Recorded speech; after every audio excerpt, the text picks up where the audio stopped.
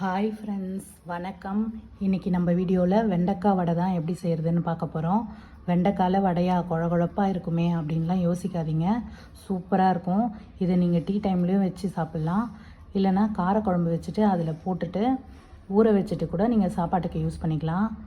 வாங்க எப்படி செய்யலான்னு பார்த்துடலாம். அதுக்கு நான் ஒரு கால் கிலோக்கு குறைவாகவே இருக்கும் இந்த வெண்டைக்காவை குட்டி குட்டியாக ஸ்லைஸாக கட் பண்ணி எடுத்துக்கிட்டேன். இதில் ஒரு வெங்காயத்தை கட் பண்ணி சேர்த்துக்கிட்டேன். ஒரு 2 பச்சை மிளகாவையும் கட் பண்ணி சேர்த்துக்கிட்டேன். கொஞ்சோண்டு கருவேப்பிலையும் கட் பண்ணி சேர்த்துட்டு தேவையான அளவு உப்பு, மிளகாத்தூள் போட்டுக்கலாம். ஒரு 2 ஸ்பூன் அளவு அரிசி மாவு சேர்த்துக்கிறேன்.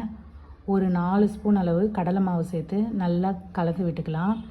அதுக்கப்புறம் கொஞ்சமாக எண்ணெய் ஊற்றிட்டு நல்லா நம்ம பிசைஞ்சிட்டோன்னா இது அப்படியே உருண்டை பிடிக்க வரணும். இப்போ இது மாதிரி உருண்டை பிடிக்க வந்தோடனே நம்ம வடை மாதிரி தட்டிட்டு ரெடி பண்ணி வச்சுக்கலாம்.